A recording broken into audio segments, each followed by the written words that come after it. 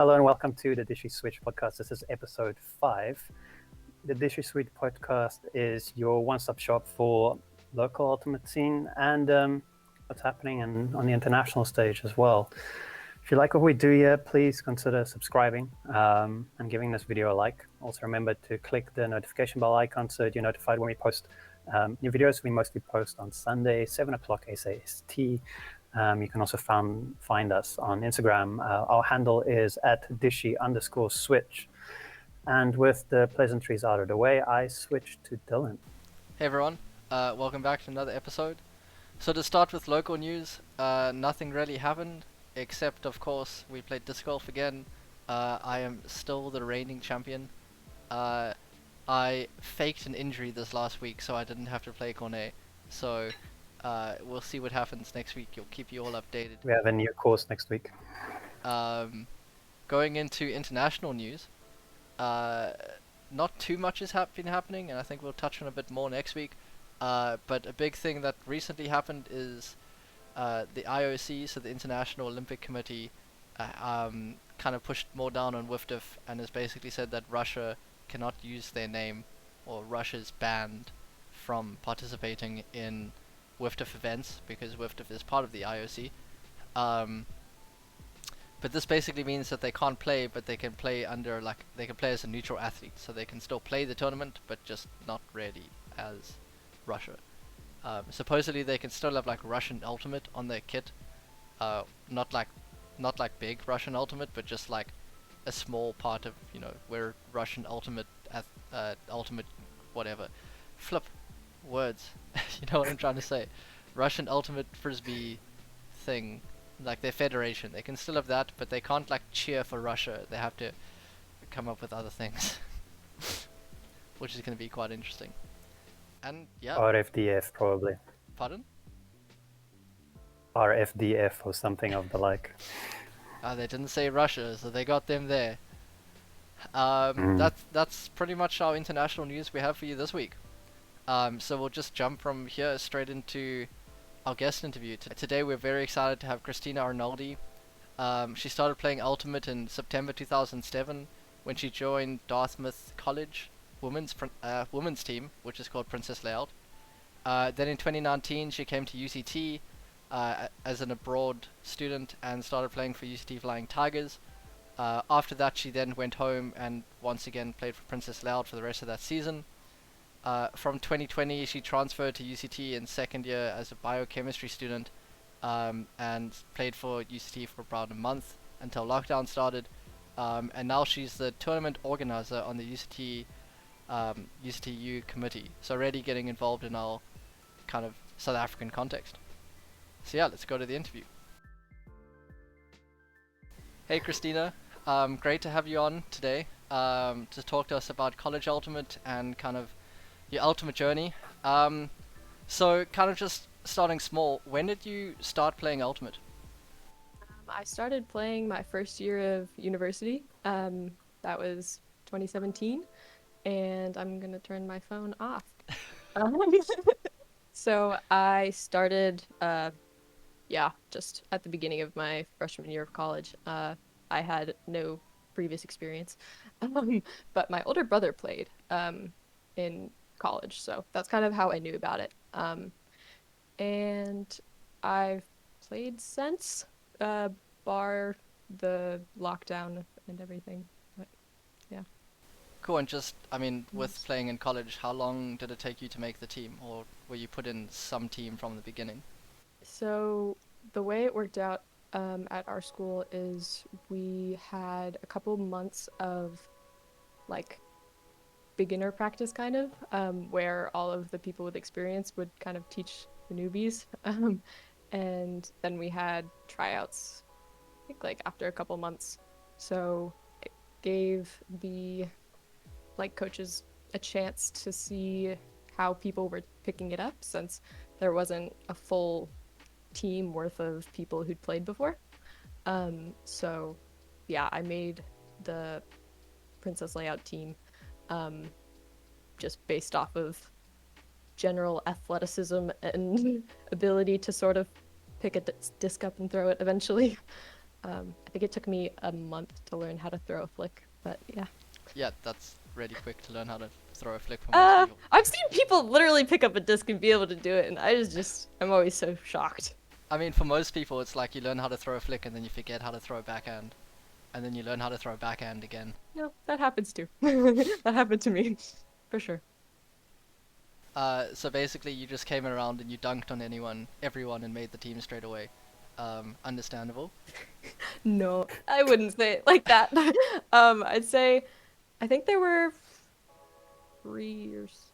Okay, it actually might have just been me and like one other first year who had never played Ultimate before, but had played like basketball and I played softball and stuff. So like we'd always been athletic. So we kind of, I think it was just the two of us who literally never played before. But yeah, we picked it up pretty quick. So you alluded to a little bit. You said you play for Princess Loud. So what is your kind of like biggest achievements part of that team? So I had a really skilled team. So we had some of the best Ultimate players in women's Ultimate in the country, and they had won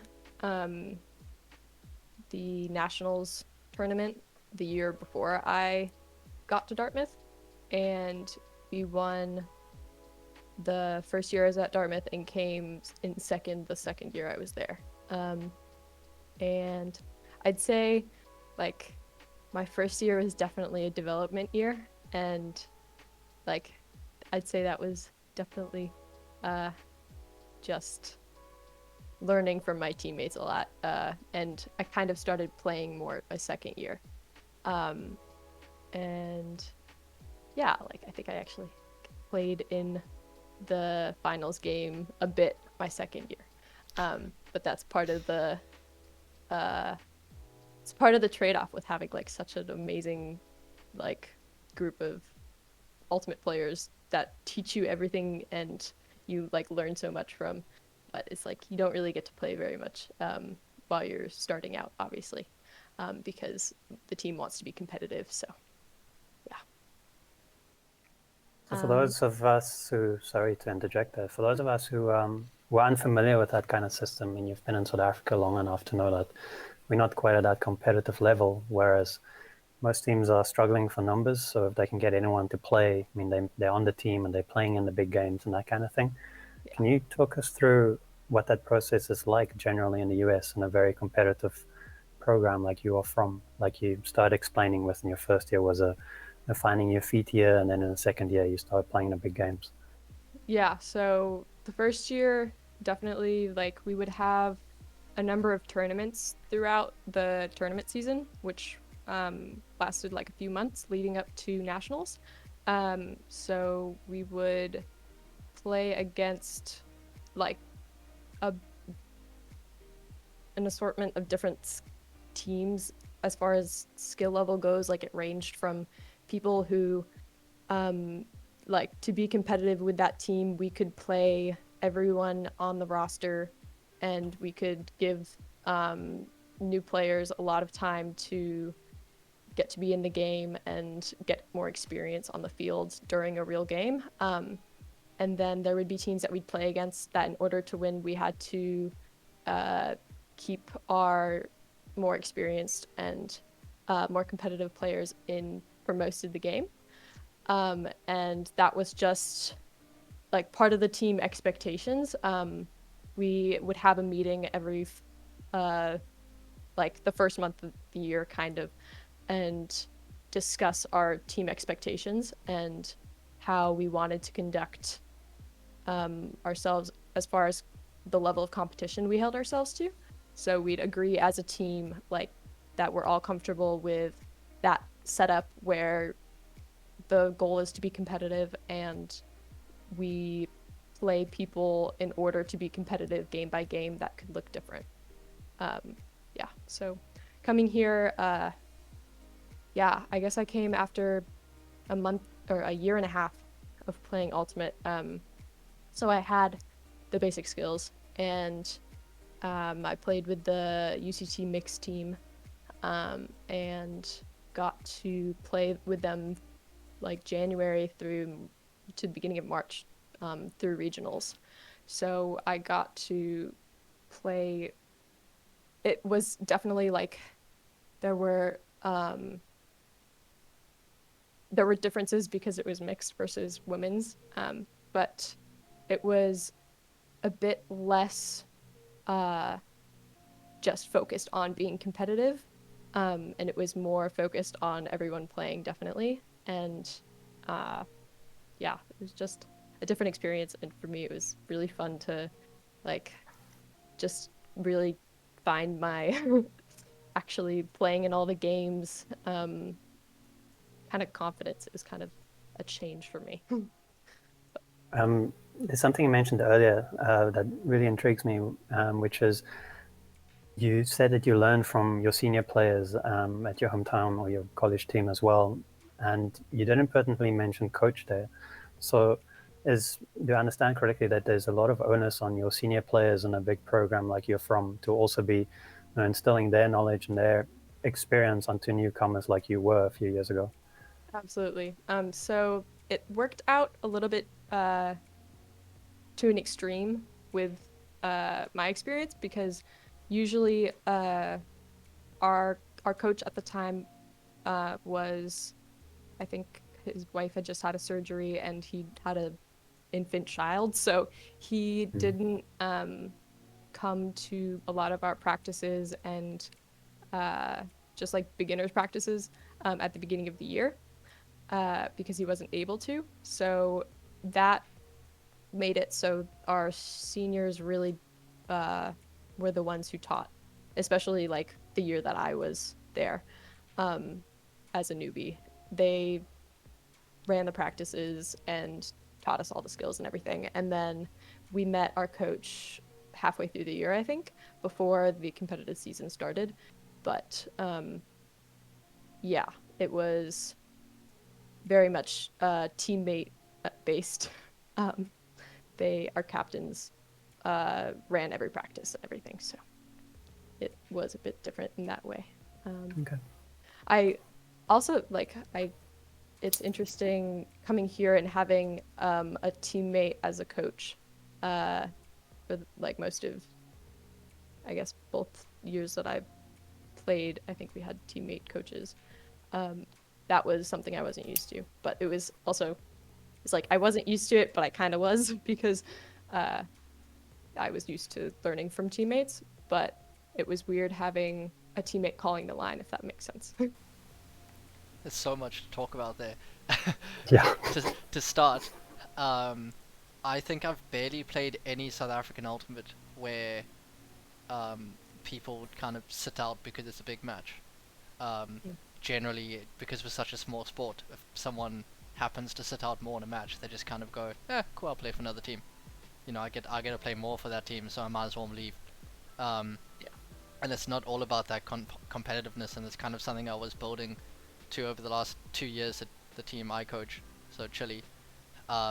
Just, you know, if you're not playing a match, there's a reason you're not playing that match. Either we're resting you for another match, or, you know, maybe just we're playing a very difficult team and we just can't play you this match.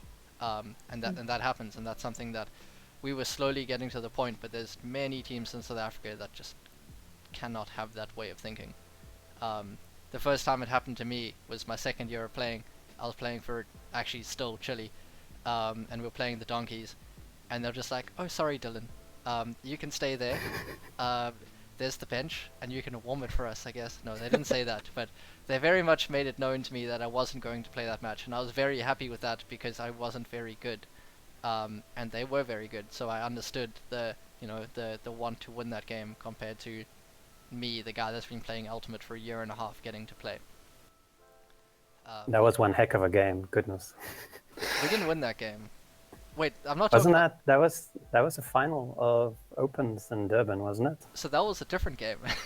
Okay. I'm talking about, like, so you didn't go to this one. It was a Rocktober in Durban, with a whole bunch of players that I cannot remember half of them. But yeah, I remember throwing very badly to Skelton, and then I got sat for a while. Yeah, all these things happened. Anyway, and then also the player coach thing. I feel like the only non-player coach we basically had in South Africa is Yukon, where sometimes you coach, like, I mean, um, basically world's teams that you're not going with. Um, but I'm a player coach. You were a player coach. Um, UCT has constantly had player coaches. I think Jonathan, uh, uh, uh, what's his surname? Cron. Aronson. Aronson. I just never called him Jonathan or by his surname. Anyway, so Cron coached UCT for a while, but that was difficult because you're still playing Ultimate. So that's our problem. Like, no one really wants to stop playing Ultimate in such a small community to actually give up the time to fully coach another team. Yeah, I mean, the coach from Dartmouth plays Masters, which is just like the older division of Ultimate in the States. But along with being an older division, they definitely, like, it's, from what I gather, they don't have as many like practices and stuff, so it wasn't like you could have to choose between coaching and playing. But yeah, I think having a coach who doesn't play on the team seems to me like it could really help in a lot of scenarios.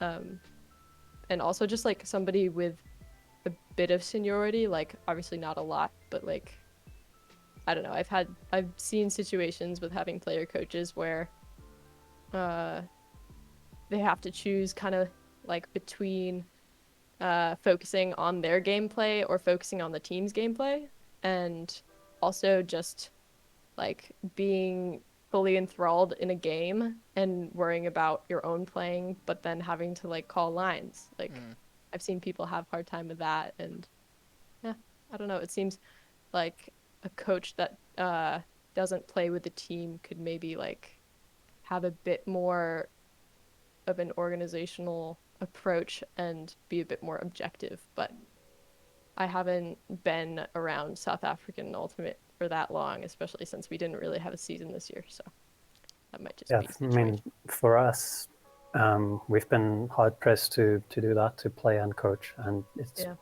I mean, like with anything you practice, you get better at it. Where now, for me, years later, 1,000+ coaching sessions later, and that kind of thing, it is very intuitive. It comes quite naturally. But you raise some really good points. Like, I mean, I have to do my personal training away from the team training, because when I'm working with the team, that's where my focus is. So I have to do my footwork stuff and my throwing and that kind of thing on my own time.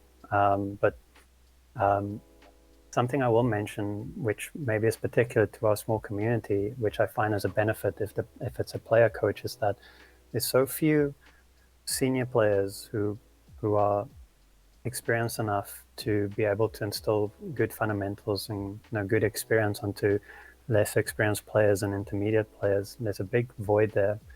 And that's where the benefit comes from having a player coach on your team, because then you have that person on the field and you can learn from the way they're playing with you and by watching them. And I find that's where a lot of the benefit from my coaching comes from too, if I'm a player coach, because I can literally go in a game and go with, if you reposition to this distance on your resets, you're gonna make life a lot easier for yourself and that kind of thing, which is quite difficult if you're an external coach. You don't quite have that connection with your players.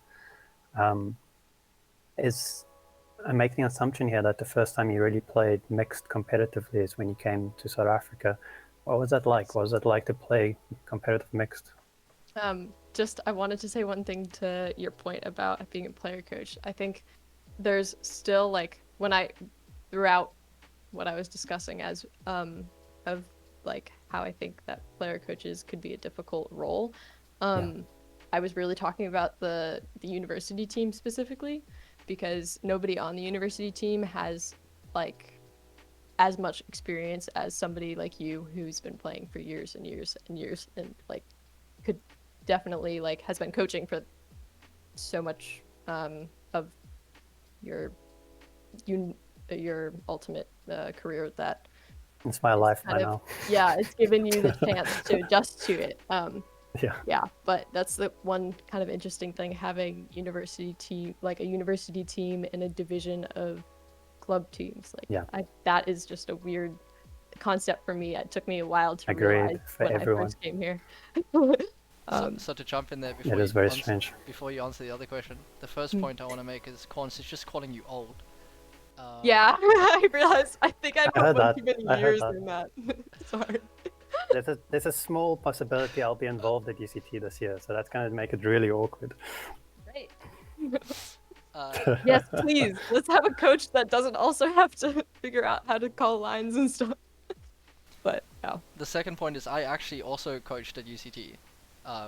So I was the player coach, and it is exceptionally difficult, especially at a university where you gotta try make room for competitiveness and make room for like the socialness and the new people to learn how to play, because there's this huge expectation that UCT is going to produce these new players, and therefore you have to produce these new players, but you also have to make sure that you meet the expectation of you win everything, because that's currently where UCT was.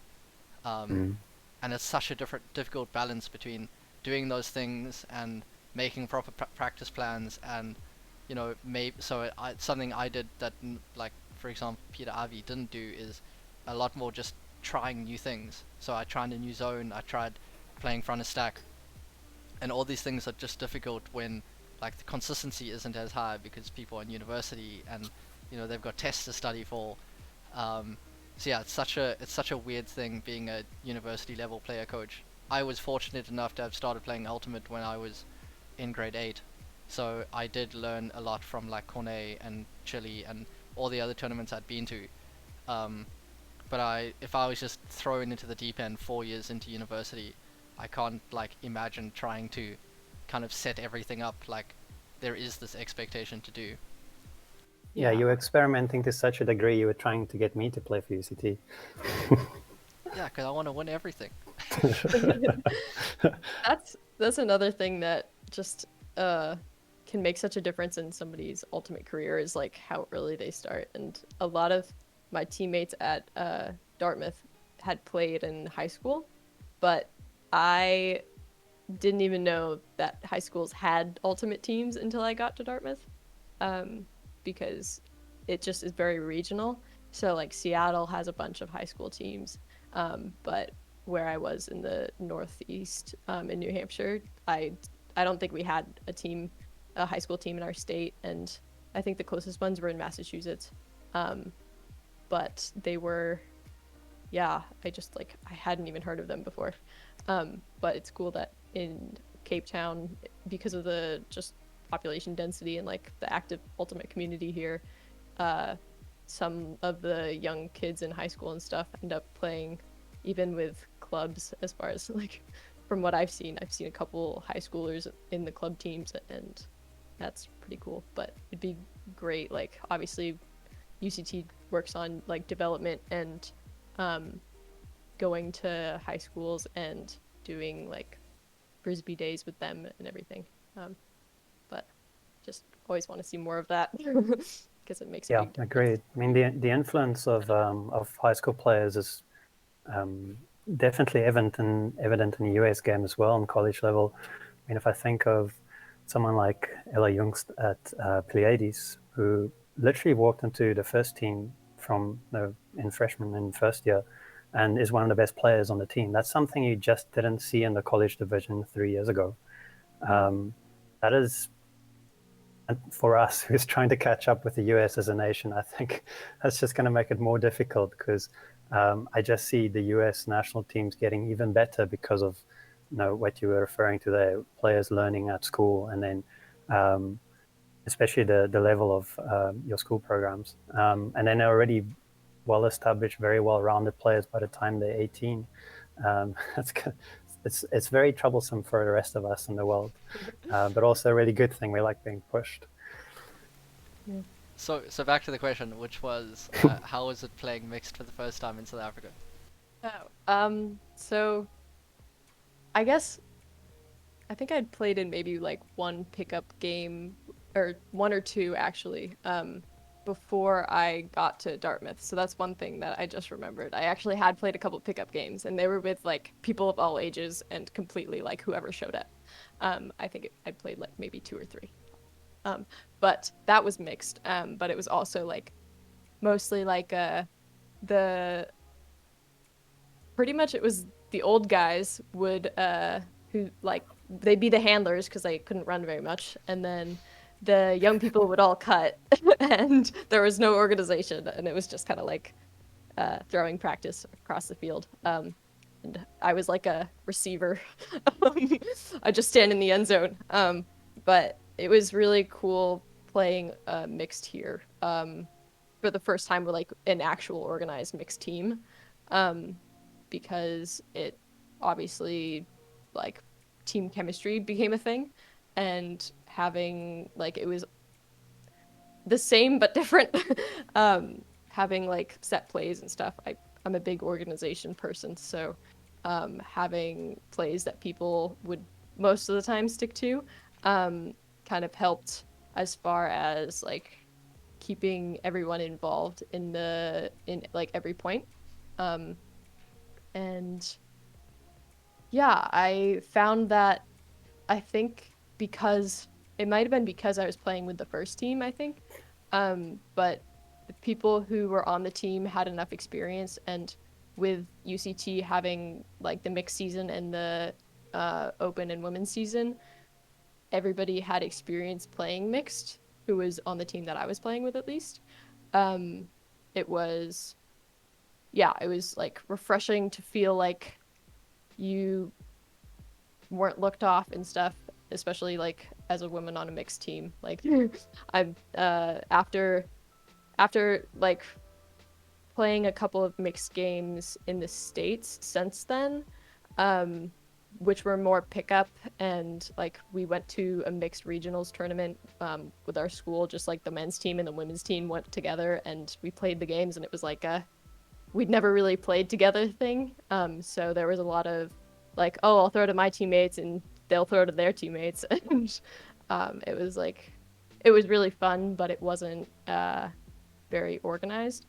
But playing here, yeah, playing mixed on a team that practices together is awesome. I haven't played on the women's team here, but I can't imagine going back to playing women's ultimate. We'll see. Hopefully I'll do it this year. That is awesome. So, I mean, you kind of touched on it and kind of saying how much you enjoy kind of the UCT kind of vibe. So, kind of what's the difference between the UCT vibe, if I'm going to say it as a Durbaner, so the UCT vibe, and the like team that you came from?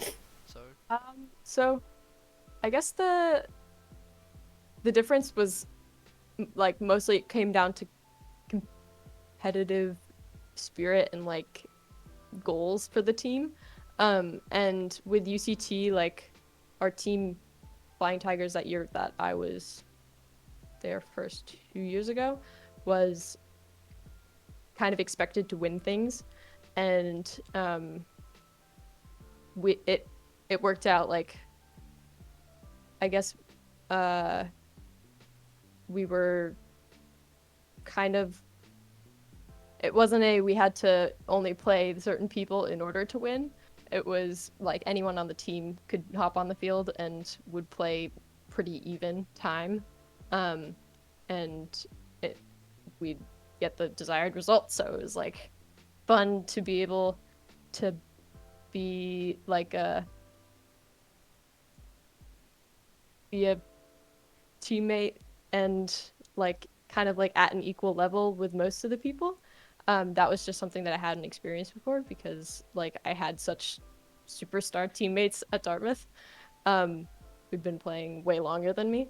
And it was cool to also get to a team where they didn't know me as a beginner, and like I'd played for a year and a half, so sure I wasn't like a super expert or anything, but like I knew enough to hop in kind of and just play with everybody. So I think after like from coming directly from doing like indoor practices during the winter because there was a bunch of snow outside in New Hampshire to playing outdoors here, and just like in that month just feeling like, oh, like I'm one of the newbies on this team, and then going to a team where I was like just an equal with everybody else was really fun, and like obviously built my confidence a lot after like feeling like definitely just one of the newbies on my previous team, which was fun for me. But there's also like after playing in some, I think probably our level of competition went down a little bit as UCC Ultimate in the past, like last year at the beginning of the year, probably because of summer, but also because of teammates who'd graduated. So I can also like see the other side of it where it's like I want our team to like be able to like follow organizational structures better and have more skills. But I think that's also just becoming like one of the senior players on the team. That's like a common thing where it's like we should just like practice this more and like figure it out, be more organized. But yeah, that was a bunch of rambling. So. I completely agree with all of that. There's something you mentioned there which I quickly want to ask about, which is you briefly referred to some of the superstar players you get to play with on your college team. Can you just quickly do some name dropping, and then secondly, just tell us what makes them as good as they are? What makes them better than the rest? Okay, so I guess starting from my first year, our seniors, like who played with the club teams and were like nationally ranked top 20 players. We had, I'm really bad with last names, so I'm probably not going to remember most of them. But we had Jay, who was our handler, who like plays with Brute Squad, and in Boston, she's like a really good handler, and we had some really good cutters who we had Piper Curtis. She played soccer at Dartmouth and kind of transitioned to Ultimate, and she's a really great cutter. And we had, I'm a terrible memory. I'm gonna miss so many people. When they watch this, they're just Who gonna else be like, played? "Come on, Tina." Right? I We're know. there with That's you. why I was kind of avoiding name dropping. Well, we had for our juniors, my freshman year, we had Jack Verjou, who plays with Seattle Riot, and we had Caitlin. I'm just gonna remember. I don't remember her last name, but we just called her Grinch. Grinch. It was Lee. Yeah, Caitlin Lee. She plays for Brute. Let's see. We had a lot of Brute Squad and Seattle Riot players because most of them either went down to Boston or stuck with the team from Seattle as far as club goes. Then we had, like, in my year, PJ Trope, Claire Trope, and we had, I think she plays for Riot, and some of the freshmen my sophomore year, CT Caroline Turnquist, who I think plays North Carolina. I forget what their team is called. Phoenix, I think. I don't think it was that. Maybe I'm wrong. I don't remember exactly. And then, yeah, Grace Alston and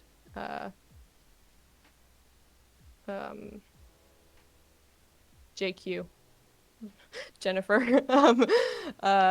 They played in high school, so they were a year below me at Dartmouth. But they had like a lot of experience. So just having like a lot of experienced teammates. My other classmate, Emma Bushman, played high school as well, but like I think hers might have been mostly with a league that was kind of like all ages, with her dad and stuff, and her brother. So there were a lot of people with experience, but there were also like a lot of people who played with the club teams, which were like the big shots and stuff. But it was really cool to learn from all of them, obviously. And then watch them play like in Worlds and stuff. So, yeah. So what sets them apart from the others? What makes them some of the best in the country? I think just like being completely committed to Ultimate. Like, obviously they were students also, but like, I don't know. They played for their high school teams. They played club, and they played like, once they got to college, they played club and college league. So as just like our college team played, or we practiced like 3 or 4 times a week. I think 4 times a week for like 3 hours. So practice time compared to here, much higher. Yeah. And then we do big tournaments, traveling for weekends and stuff, even like amongst normal college semesters. And we went all over the country, to Seattle, to North Carolina, to Texas, to Wisconsin, I think. Yeah, we went everywhere. So it was like a big commitment. But the people who played club would like do all of this plus club, which was also a lot of traveling. Yeah. And like for practice, even traveling to go practice with their team. Yeah, just really crazy. Just a high level of commitment, really. Lots and lots of frisbee. Yeah. It's the dream. Yeah. I miss it. I just want to say though, before you ask your question, if I could have an extra training session a week with a team, make a huge difference. Coaching a team twice a week, a club team, and then the once a week league, it's not enough. If I could have that extra week, or that extra day a week, would make a huge difference, because then I can spend a lot more time on the fundamentals. Yeah. And when you get to the point where you've like covered most of the fundamentals, even just like more time to run structures. Like, yeah, I think I came from a team who overanalyzed and like just really picked apart structures, and like every part of it was very intentional. And everybody, like especially the handlers, like knew like when a handler would mess up in a dump set, or like not like the smallest thing, like it would be fixed. Like it was very like the coach would identify a problem, and like the players would identify problems too, and then we would run drills to fix it, and we would just pick everything apart. And there's not time for that with 2 practices a week. I agree, but also I think that's a cultural thing. I mean, the players taking the responsibility themselves to take things apart and see how you fit into it and how to make it work if it's not working. And if South Africa can, or the competitive side of our community can make that part of our culture, it will make a huge difference. That's something where having, especially for the UCT team, where everyone's like peers and not very much of an age gap, not too much of a experience gap a lot of the time. It's hard to like point out, like it's weird navigating, like I'm just a player on the team, I'm not a coach or a captain. Like I am not going to be super comfortable telling captain or the coach like that this thing that they're doing when they're playing is like just from a objective standpoint, like it's not even like a, oh, this offended me, it's like a, this just could be better, and it's like hurting the team. It's like, how do you bring that up? Is that my place? Like it just is a bit different when you have a coach who is like watching everything and can be very like talk to each player about things that they need to improve on, and it not feel like offensive or something like that. Just making it into more of a structure-based game instead of a like, oh, I'm really quick, I'll just cut wherever I want. Like that can be tempting, but it's not going to get you to be competitive against teams who are structure-based. Yeah. Yeah. 100%. No, succinctly put and perfectly put. I think I can only speak for myself, which is one of the points you raised there, which is I think the relationships you have and you build as a leader, whether that is being a captain or coach who's a peer or an outsourced coach or leader of some nature, it's the relationships you have with players. I mean, for me, if I were to work with UCT and you're on that team, I'm definitely leaning on you for your experience and so on. Just because I have a lot of experience doesn't mean you're not bringing approaches and things that I can definitely learn from. And definitely your peers are looking up to you, and it's only going to help the program to hear what you have to say and to make use of your insights. I really hope that we get to have a year this year. That would be amazing. Yeah, it honestly sounds like the dream to have played Ultimate that many times in a week with a team that wants to be as competitive as they can and just kind of win everything. And I'm not saying there aren't teams in South Africa that want to just go out and win everything. I definitely think there are. It's just the level of commitment of individual players and teams definitely like varies between the team even. So I may be willing to put in that extra 2 hours a day even to go train by myself, and then there's other people that basically the only time that they're playing Ultimate or thinking about Ultimate is when they come to Frisbee, Mondays, Wednesdays or Saturdays. Yeah, I think that comes to a point where if there were more numbers, then you could split into teams better based on like each person's desired commitment level, and then everyone would get more of what they wanted out of Ultimate. And that's kind of something where it's like, if there were enough people to have like 3 teams or 4 teams and let people choose, like, I want to be more competitive, I'm committing to this team and I'm committing to like working for my teammates and stuff. Like that's just something that'll come with numbers and just growing the Ultimate community in general. I feel like we should start a WhatsApp group with the people that because we've said exactly that. Yeah, we have this conversation once every 3 weeks between 3 or 4 of us. You can now join our WhatsApp group. You passed the test. I'm in.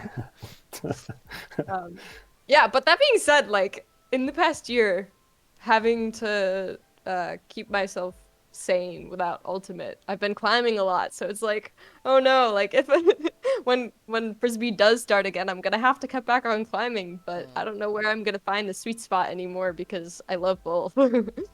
But just quickly there, so you say like there's a lot of individual commitment and competitiveness, and that obviously comes with a certain level of individual training. So during our Worlds campaign, I was doing almost an extra session a day every day, and Korn was basically doing the same to ensure that we were as fit and as competitive as we could be for the tournament. I can only imagine that individual training was higher than that level than what we were committing. So can you just give like a little brief of your individual training, and then maybe like some of the commitments that other people on your team had to individual training?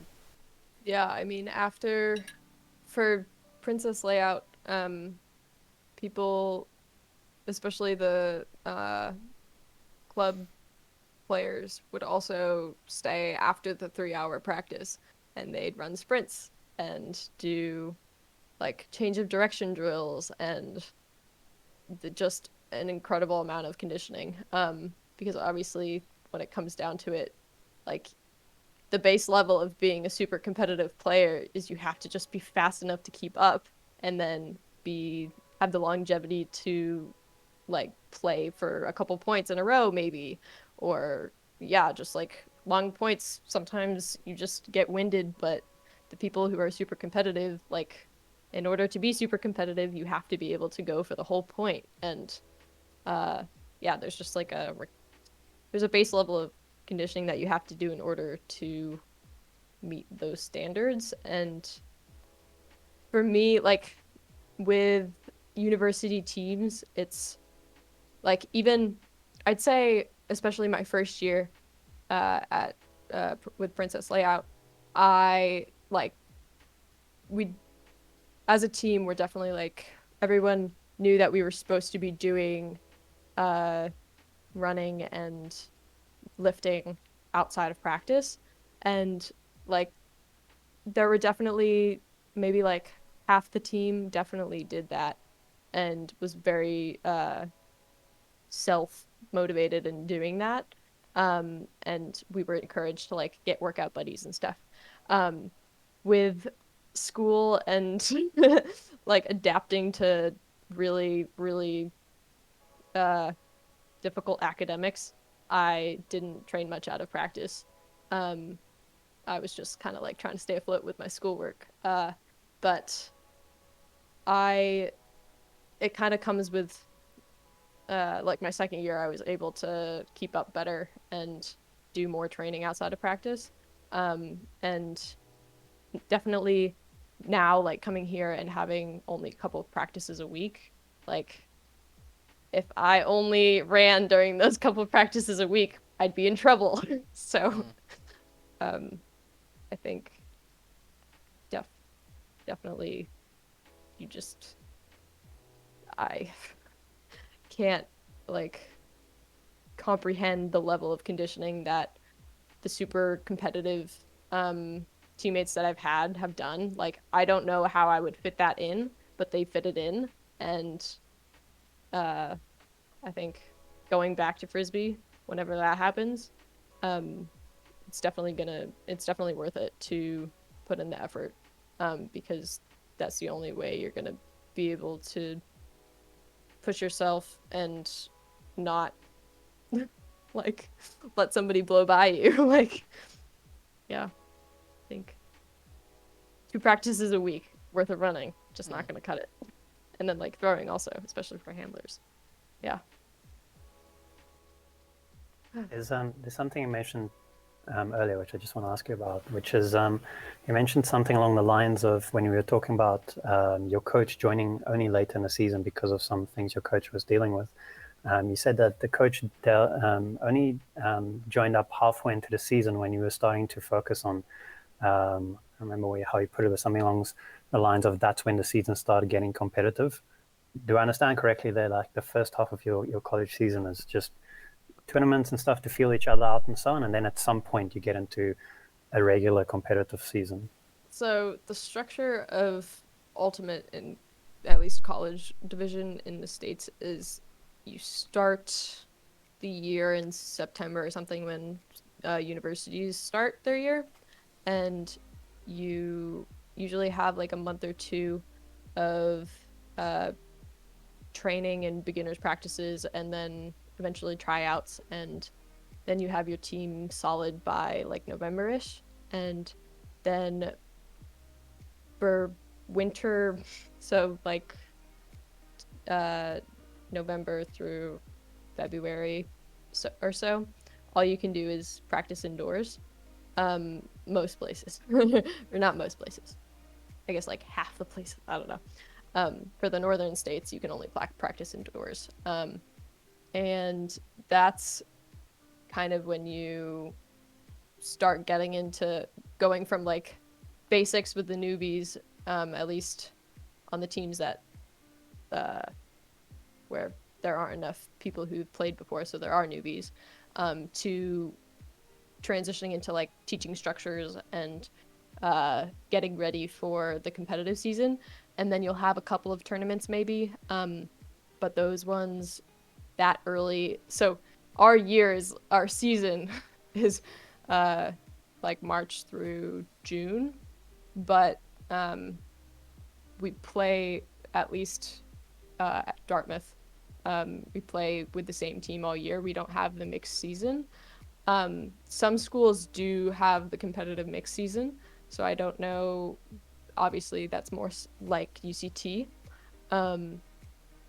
But like we went to mixed regionals, but just as like we just join the men's team and go and figure it out when we get there, just for fun. But I know there are some schools who have a mixed season, but we just have like beginners and then starting to work up towards the spring season where it's actually like competitive and we have regionals and nationals. It's definitely different from here. So how many practices a week would you have during winter? We would have, I think we had 3 practices. Oh, 2 practices and 1 optional. We'd call it, I think we just call it pickup. Yeah, it's not social, which is what UCT calls it. But we just have like scrimmaging with whatever number of people show up. And that was often with the men's team because we didn't have enough people. So we just combine and just play for fun. But that was definitely optional. That was Friday nights, so a lot of people were doing other things Friday nights. But we'd have Monday, Wednesday practices in the indoor field house, and those were like usually at night. Like I think one of the slots was 9 to 10:30 and one was 10:30 to midnight, and that's the times that we could get because we were at a D1 school with varsity athletics, and we were just a club team because like technically there's no D1 varsity ultimate yet. And I don't know if there will be because there's different regulations with that as far as like how much the school controls you and who can do it and stuff. But yeah, we'd get secondary priority as far as when we'd get to practice. I like how you Yeah, say Ryan Purcell, who's Ryan Purcell quickly was a player who played in Cape Town for a while. Was at Ironside and Double Wide. He went to uni in Boston, which obviously is also a very cold place of the world during winter. The only slot they could get for one of their training sessions was something like 3:00 in the morning. And that was a team bonding experience. It brought everyone together, and because of the commitment it took, and they were better because of it. I feel very thankful for my 11 or 10:30 practices now. I was just gonna mention how you said indoor field, and it's like for us in South Africa, like we wouldn't have an indoor field at all, and the closest we have like is the UCT Sports Center, and to even just consider booking that is impossible. There's one in Stellenbosch. It's like, if it's windy, if it's cold, get over it. Go outside. You're not having practice. Yeah, we did like. There's always a bit of a like a week or two right at the end of winter. We'd have spring break, and usually ultimate team would go, or from the north would find somewhere warm to go for spring break as a team to go play outside. But it worked out that the years that I was there, we had spring break as a team just in the town where our college was. And we would play we had a couple of turf fields outside. And it was warm enough. Well, it really wasn't. It was less snowy by then. So a lot of the snow had melted.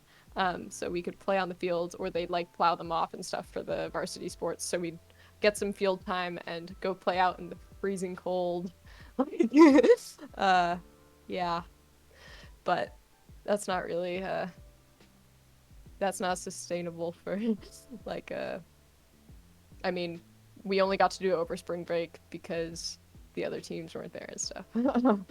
But it was very, do not recommend trying to throw a disc when you can't feel your hand. Catching them really hurts when your hands are numb. I don't think I would mark with my hands anymore. There's no point in going for a hand block. I'm just using my feet. Feels kind of like your hand's frozen, and then when a disc comes in contact, it's like you could just picture a hand being like a piece of ice and just shattering. So this is slightly an aside, but it's still got to do with like the competitiveness of American Ultimate, and something South African Ultimate kind of struggles with is people laying out. and kind of just uh, more than, let's just say, 2 people on the team willing to lay out. Obviously, in the States, it's almost like a requirement that you're able to do it, and that if someone throws a disc badly, you go fetch the disc. Kind of that's my expectation of how people play. I mean, you can correct me if I'm wrong, but kind of playing in the South African context and playing in that context, what kind of a difference does that make to people's games in terms of defense and offense? So, laying out actually wasn't encouraged particularly for the newbies when I started, at least on my team. We weren't weren't taught to lay out. We didn't do any like layout practice really. At least my first few months of playing. Definitely like there were obviously a lot of people on my team who had a lot of experience and would lay out all the time. And you'd like see that and be like, oh, that's so cool, but I would probably hurt myself. And just, yeah, I think it takes a while to get used to the idea of throwing yourself at the ground. But I was kind of surprised by the fact that you like kind of see Ultimate in the States as like a culture where everybody like is comfortable laying out and is required to and stuff. Yeah, I wouldn't say, I say like once you get experience, a lot of people do get used to laying out and are very good at it. But that being said, I've also seen very experienced players who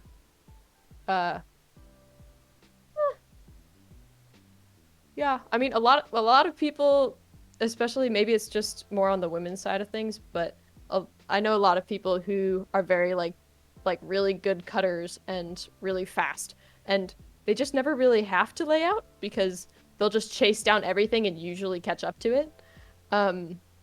It also might have been because I am used to having really good handlers throwing, so there wouldn't be a lot of thrown away discs to run after sometimes.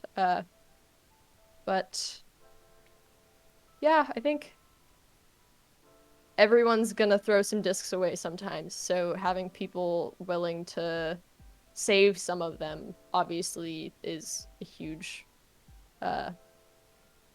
advantage. So I actually, oddly enough, I think it just was timing as far as like how long I'd played for.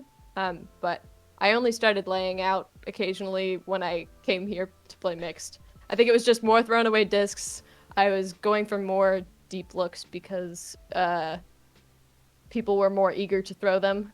And not necessarily like, yeah, I think playing mixed can often be more deep looks because guys are more excited about throwing deep looks, but also I think a little bit less a little bit less careful, if that makes sense. So my teammates, we had some really great handlers who could throw amazing hucks, but often like that's not the best way to make to get the point reliably. So it would be a game of like working the disc up the field in a smart way. But from what I've experienced playing mixed, it's often less over. I guess like people are less cautious. Yeah. So that's when I started laying out because I'd get discs that were thrown a little too hard for me. But I don't know. It's fun. Yeah.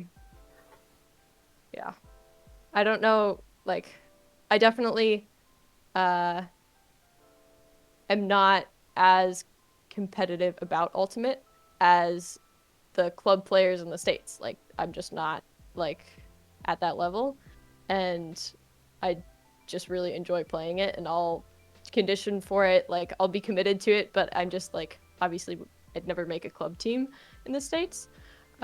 So that's kind of like, I kind of approach things like laying out as like a thing to, once you figure out Ultimate a little bit, and it's kind of like the next skill sort of after you've played for a year or two. But I don't think of it as something that's required by college teams in the States. Sorry. After you've Sorry, Del, go for it. everywhere. No, I was just gonna say that it's just like it seems like a thing that's done because of course the ultimate that we watch. Yeah, Because I mean, you watch a lot of club, I'm sure too. yeah, I mean we definitely have watched quite a bit of um like college ultimate as well. And Like the but I finals guess games. the games that they show are generally the more like super competitive games to get the people watching, and those are generally the ones that there's going to be a few people in each team that just happen to lay out a lot, and obviously that's just where I got that perspective from. Yeah. Um, I was going to say that after you've been on this podcast, I think club teams in the States are going to try and break down your door to come play for them. No.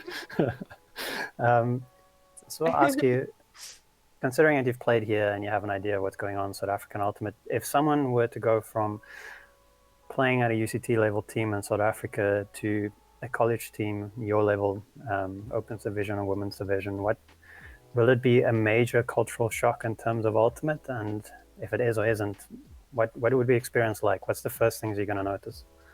I'd say like I don't know if I can give a accurate picture of what what average or like the I guess like an average college team in the States expects and like the culture of that team, because I think I definitely was on like a not average team with not average expectations. Yeah. But I think I don't know exactly, but I kind of would expect um I don't know, from I guess most of what I know of other ultimate teams in the college division in the States is from uh players who played on their study abroads while I was here last year. I guess it was 2 years ago. Um, so I got to meet some people who played at other colleges in the States who were just there for a few months like I was. And a lot of them came from very casual teams. So it really depends. It just varies so much college to college in the end. So if it was somebody going from like I haven't played with Bengals, the UCT women's team. But if it was somebody going from UCT mixed to my like the team Princess Layout that I was on, it would be probably a culture shock with more practice, way more serious, and like you're gonna get criticism and you're gonna have to like use it and get better, and just much more of a commitment. And I guess we had like a kind of more average men's team, but they definitely did a lot of conditioning and like I guess probably like that they had competitive cuts and when they were choosing the teams, the people who wanted to make first team had to work really, really hard in order to do that. Whereas for the women's team, we didn't have the numbers trying out, so we like pretty much took everyone who was serious like and could vibe with the expectations of the team as far as like playing practicing so much and stuff. So it was pretty much everyone willing to commit to that, which is a certain threshold. And then we had a second team that didn't really materialize the years that I was here or there. But there were some other people in the Frisbee community who weren't on the first team who would sometimes come to pick up and like social events and stuff. What does the criticism look like that you refer to? Just like if I haven't seen in my time playing for UCT, I haven't seen like finishing a point and then like they're like I guess feedback was very like immediate and often from the coach or something after a point, and it was kind of like expected that we like sometimes we'd watch game footage and we'd kind of like see what we were doing wrong and see what we were doing right and use both of those to figure out how to be better. But I just haven't seen a lot of internal feedback playing on UCT. I think because it's maybe more last year because we only had like a month or something, so we weren't really far into our season and like playing competitively yet. And it might just be my memory failing me from a couple years ago, or maybe because I was kind of like hopping in to Flying Tigers after, yeah, maybe I just didn't see everything, but I just didn't see a lot of internal feedback, which I think is just something that we need to do more in the Ultimate community here, but it's probably more prevalent in the other clubs where people are like, have played for longer and know how to see things that are going wrong or going right and identify them. But. Yeah, I was going to say you should have come to play for Heat. If we scored but the person did the wrong thing, I'd walk to them after the point and everyone would be like, oh, they're going to get shouted at. Yeah, so that's just, yeah, I haven't seen that on UCT. It's like, oh, we didn't really do what we were supposed to do, but we scored. So like, yeah, we did it! Like, it's not really going to get us very far, but. So criticism took two forms majorly, or mainly. One is in the moment, some feedback, and the other is video footage. Yeah. Okay. So my last question, I don't know if Cornet has more, is kind of just coming from playing Women's Ultimate in the States with obviously some of the best women in the States. And then coming into the South African context where we don't have as many women playing Ultimate and still have a very developing Women's Ultimate community. How can we kind of kickstart that community and make it just people get to that level of commitment and competitiveness that we want? That's kind of tough. I guess seeing people play high level Women's Ultimate is kind of a big part of, I think, what makes, like, pushes new players to want to be better. So not having, like, you might, yeah, I think part of the reason why I got so excited about Ultimate Frisbee was because I'd see people playing it really, really well and want to be better and learn from them. I think here, like, I haven't seen much of, like, I guess in the States there's different levels. So there's like the club level, and that's the like really, really good competitive people. And here it's mostly just the best players will have like try to like make teams and get people to try out and get people to stick with it, which is great. But since it's usually more integrated, where the better players mostly only play with teams that are a mix of new people and people who have more experience. I think, and especially like playing more equal playing time and stuff, you don't see as much just like really, really good Ultimate, like point by point, because a lot of it's like there'll be 4 people on the field with a lot of experience and 3 people without much experience, which I think definitely helps people develop skills, but might not be as like inspiring to watch for people who are starting out. So having a couple different divisions might help with that, but it's kind of a numbers thing at that point. So I think, I guess from a practical standpoint, I think just trying to pull people in. I know UCT does a lot of trying to like pull people in to the sport, but just having like, it seems like there's really just like us and Stellies pull people in, and then there's not as many people entering the sport after university level.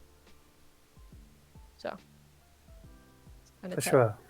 I think once And- high schools can get more frisbee programs, like if you could get into the high schools more, I think that would probably make the frisbee community much bigger, and then you have new opportunities to have more competitive ultimate. Agreed, completely agreed. And I mean, something tying into this is for those players who look up to you as someone who comes from a big program in the States who plays at an intermediate level here, so they've been playing for a year or two at a South African competitive level. What are the things they can do, the responsibility they can take for their own game to get to your level? I feel like I have a hard time seeing myself as like the level that people want to get to, because I guess I compare myself to people who play way better than me. But I guess when it comes down to it, like if you play for a few years and if you really like buy into building your fundamentals and practice throwing and like keep up your fitness and stuff, like I think that's kind of the level that I've worked towards. But I think a lot of it comes down to learning from your mistakes and being able to identify them. And like experience isn't very helpful if you don't learn from it, I guess. I don't know. Put that on a shirt. I'm hypercritical of myself, so I think that's helpful to an extent, but Yeah, I mean, I think the big thing that you're saying there is just a level of commitment to ultimate. Helps a lot in terms of making someone better. If you're willing to go throw for an hour a day, of course you're going to get better at the sport.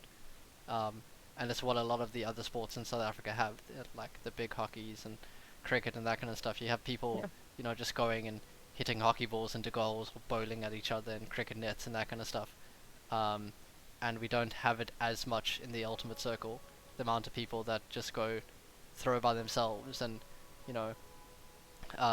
take it to that serious level that we want them to, that would make them better, is quite low here, and therefore that affects the kind of skill output that we eventually have in the end, because the only time that we're playing ultimate is at practices, and as you've said, that's just not enough. yeah. But yeah, Corn, any last questions? I'm actually wondering if Tina has any questions, because we should have told Tina in the very beginning that the floor is open for her to ask questions too.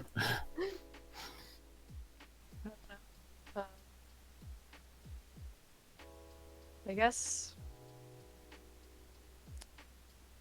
kind of curious about like how some of the high schoolers who like I don't know people's names really, but I know there have been a couple of high school players on the other club teams.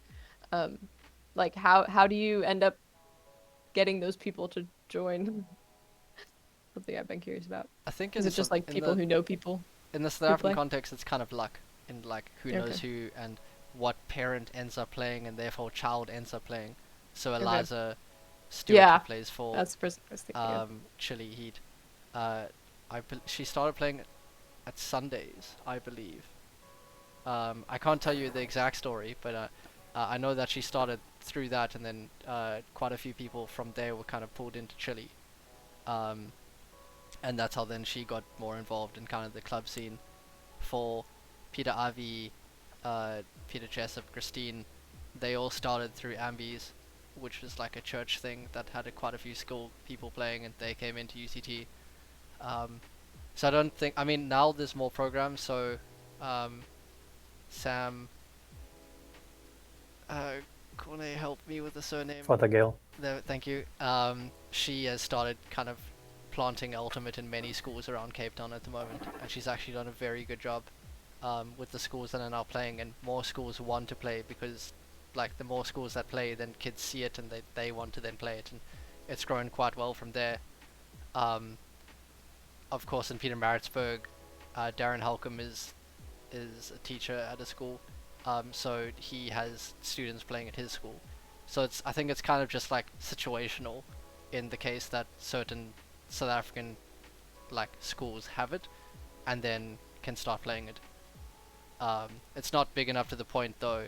So I tried to get it started at my school, and they kind of said no because there's no one for us to play against, so there's no like pride that we get from it.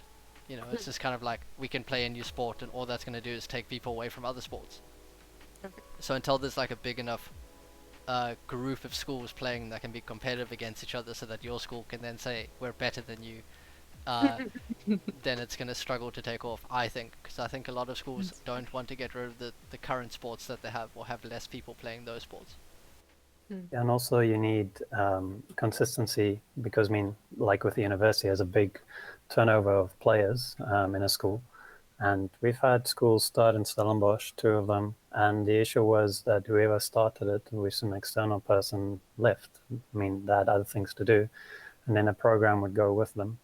And if you have a PT teacher, which is the angle we've tried to use in the past, who's obviously there consistently over how many years, hopefully that will become part of the school identity.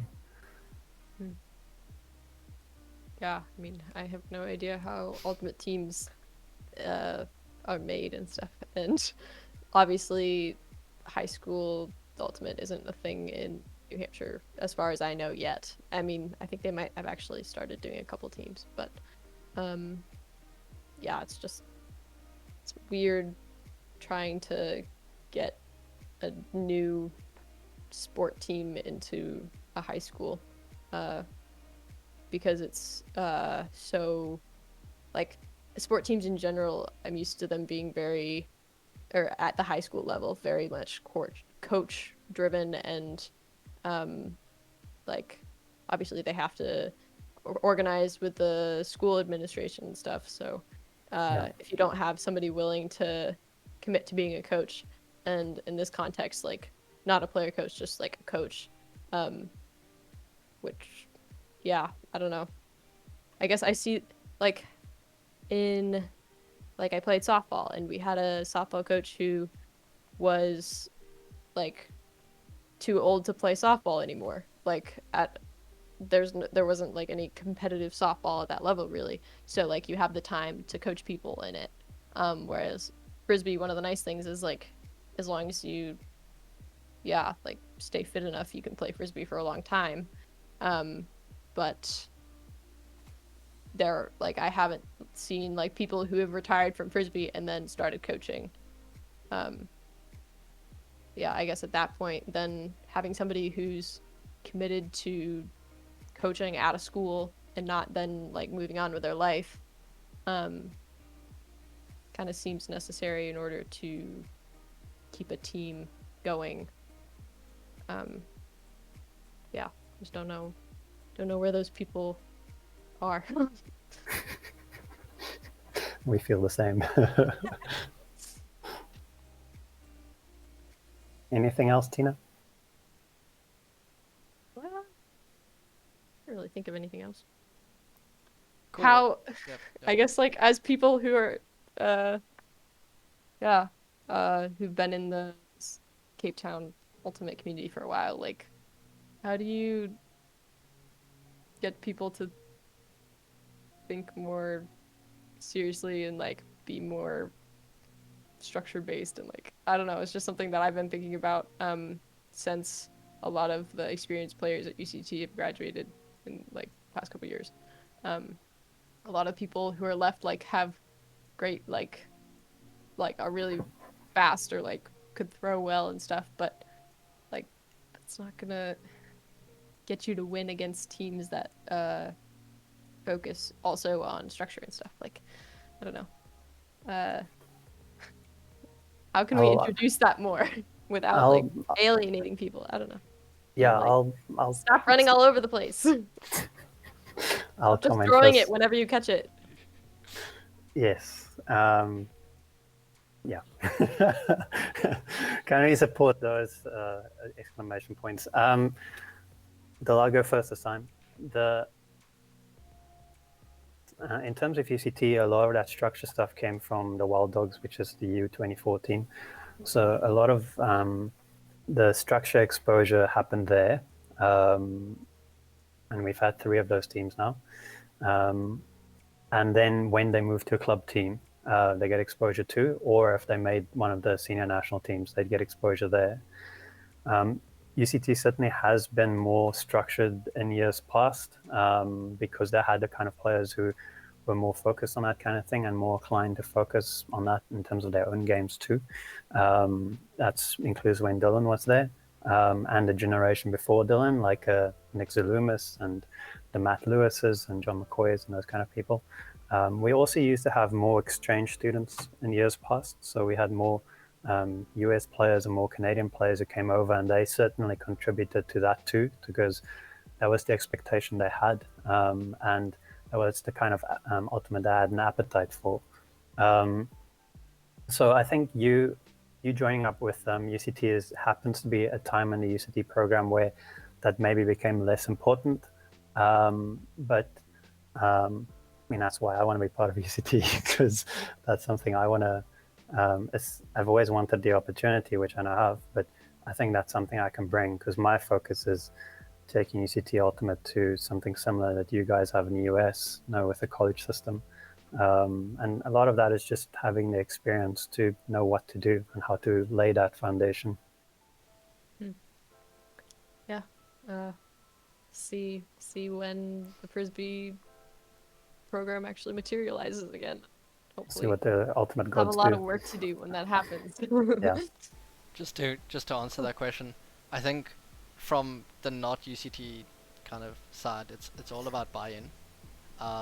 If you can get your team to buy into the competitiveness and the structures and that kind of stuff, then it makes a huge difference.